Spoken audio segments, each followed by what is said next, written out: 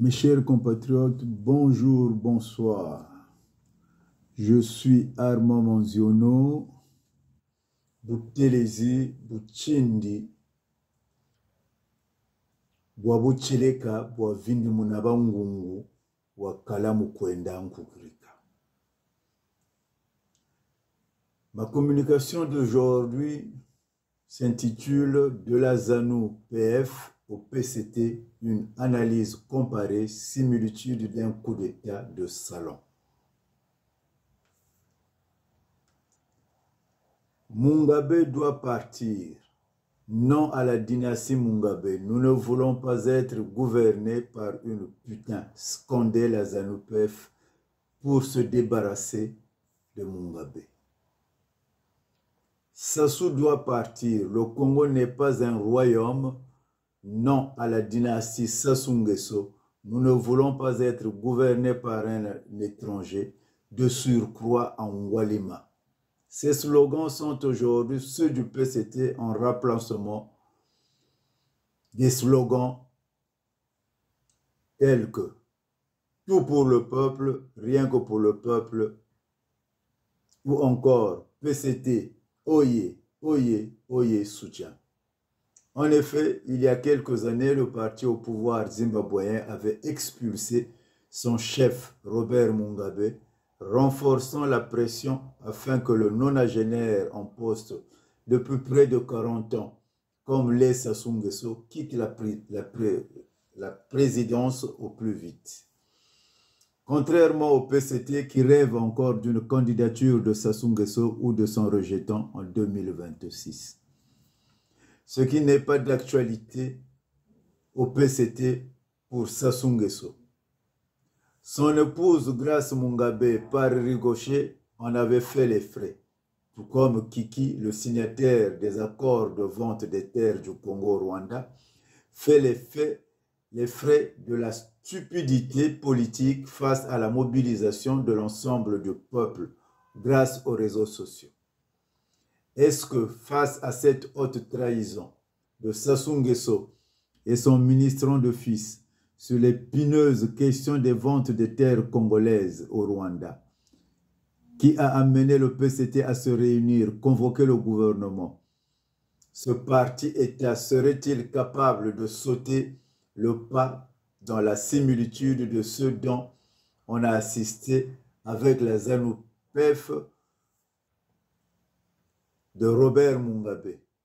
La ZANU a voulu historiquement assumer sa responsabilité devant l'histoire et il l'a fait jusqu'à où peut aller la comparaison.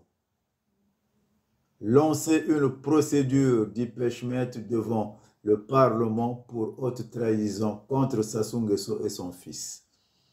Il s'agit en des termes plus simples et clairs d'interpeller Christelle Denis Sassou Nguesso dans le cadre des questions au gouvernement de répondre de sa responsabilité d'avoir signé des contrats et engagé la nation entière sur la base des contrats intuitus personae à une interpellation aux questions du gouvernement, ce qui réhabiliterait le parti-État PCT aux yeux de l'opinion.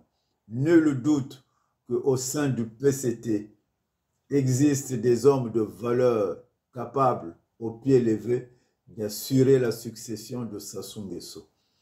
Au regard de sa déclaration du vendredi 7 juin 2024, sous forme de tract dont la conclusion est la suivante.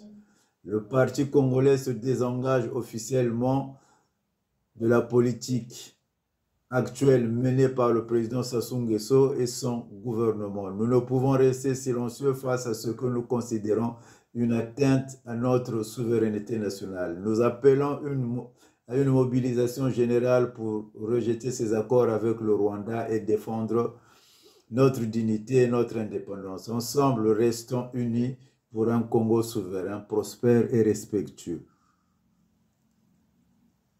de ses citoyens. Le PCT reste à vos côtés, toujours engagé pour le bien-être et les intérêts du peuple. Quel cafouillis!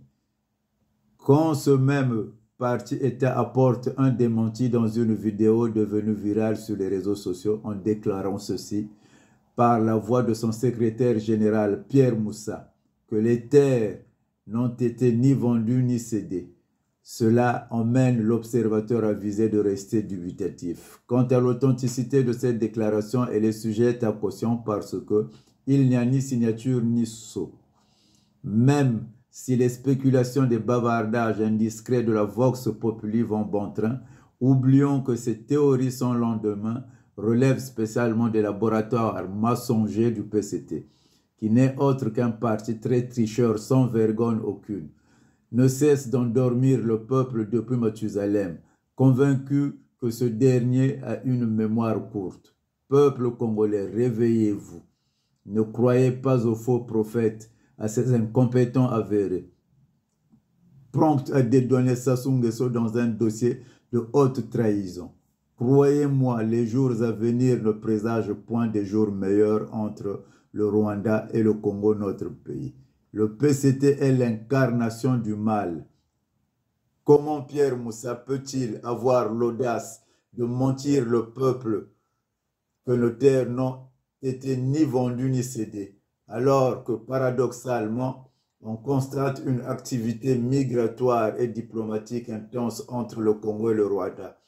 Nonobstant la réclamation des titres fonciers par les autorités rwandaises et la joie des citoyens et citoyennes rwandaises dans les rues de Kigali, à travers les vidéos qui circulent sur les réseaux sociaux pour l'acquisition des terres au Congo.